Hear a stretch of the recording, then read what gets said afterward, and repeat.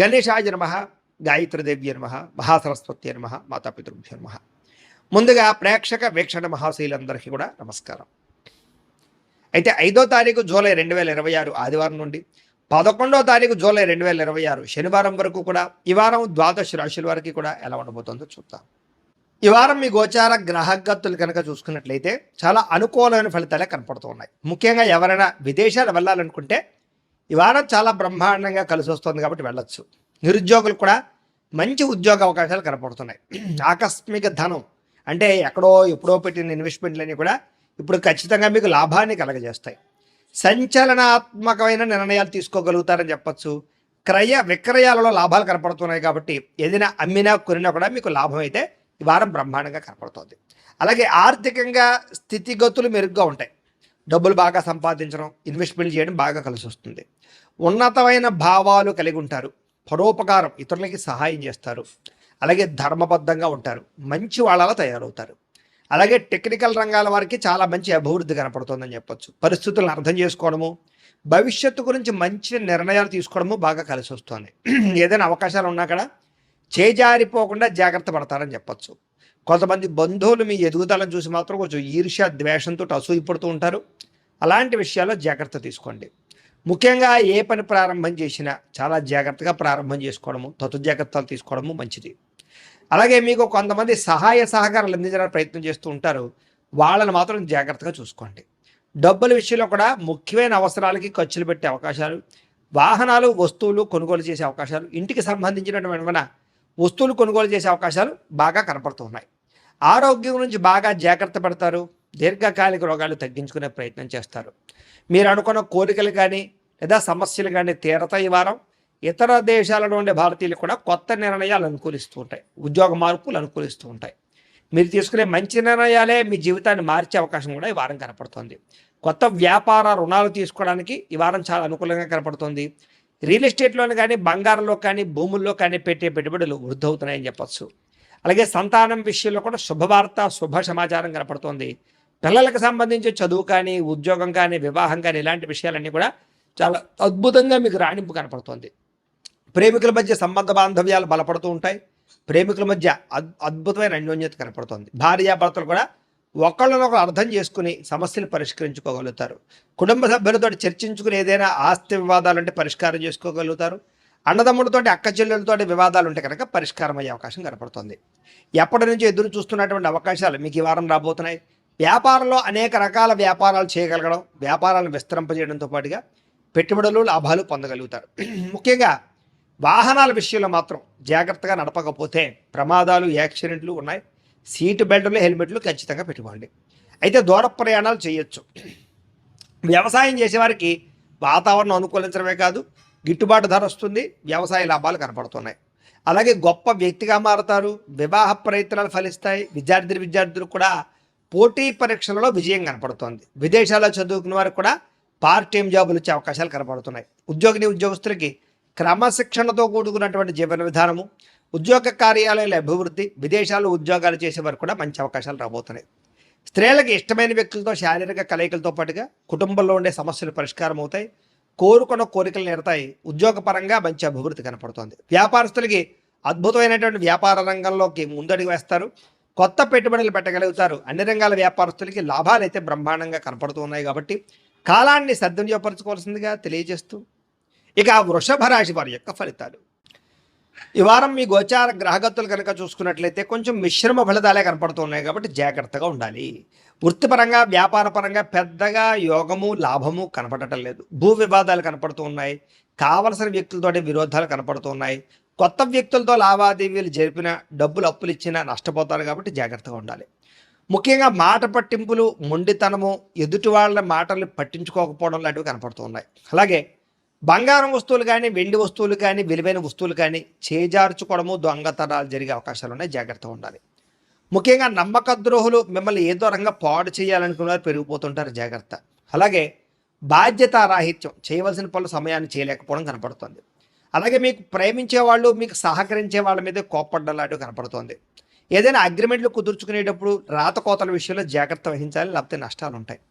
అలాగే ప్రేమికుల మధ్య కూడా ఏదో రకమైనటువంటి గొడవ, అలజడి, చికాకులు, మనస్పర్ధలు, విడిపోలాలు కనపడుతున్నాయి, జాగ్రత్తగా ఉండాలి. అలాగే మిత్రులతో వివాదాలు, మాట పట్టింపులు కనపడుతూ ఉన్నాయి. అలాగే క్రయ విక్రయాలు నష్టాలు బాగా కనపడుతూ ఉన్నాయి కాబట్టి పొలాలు, స్థలాలు, గృహాలు కొనేటప్పుడు ఎక్కువ జాగ్రత్తలు తీసుకోండి. డాక్యుమెంట్ వెరిఫికేషన్స్ తీసుకోండి. వచ్చే ఆదాయం కన్నా ఖర్చు అధికంగా కనపడుతోంది, జాగ్రత్త. ఆరోగ్యపరమైన విషయాల్లో ఇబ్బందులు కనపడుతున్నాయి, అనారోగ్య సమస్యలు పెరుగుతున్నాయి, జాగ్రత్తగా ఉండాలి. అలాగే పెట్టుబడులు పెట్టేటప్పుడు కూడా తప్పుడు ఇన్వెస్ట్మెంట్లు చేయడం వల్ల సమస్యలు కనపడుతున్నాయి, జాగ్రత్తగా ఉండాలి. ముఖ్యంగా కుటుంబ ఖర్చులు విపరీతంగా పెరిగిపోతూ ఉన్నాయి, తత్తు జాగ్రత్తలు తీసుకోవాలి. అలాగే అప్పుల బాధల నుంచి బయటపడలేని పరిస్థితులు, క్రెడిట్ కార్డు బిల్లు, ఈఎంఐ బిల్లులు సమయానికి కట్టలేని పరిస్థితి కనపడుతుంది, ఎక్కువ జాగ్రత్తలు తీసుకోవాలి. ముఖ్యంగా నిరుద్యోగులకి అతి కష్టం మీదే ఉద్యోగ అవకాశాలు కనపడుతూ ఉన్నాయి. అలాగే ప్రభుత్వ ఉద్యోగస్తులకి పని ఒత్తిడి అధికంగా కనపడుతోంది. ప్రైవేటు ఉద్యోగస్తులకి ఉద్యోగపరంగా ఎదుగుదల లేకపోవడం కనపడుతోంది.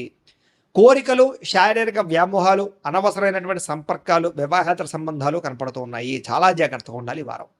చిన్న అనారోగ్య సమస్యలే పెద్దవడం, హాస్పిటల్ పాలవడం, శస్త్రచికిత్సలు కనపడుతున్నాయి. ముఖ్యంగా వ్యసన పనులు ప్రమాదాలు ఉన్నాయి, జాగ్రత్తగా ఉండాలి.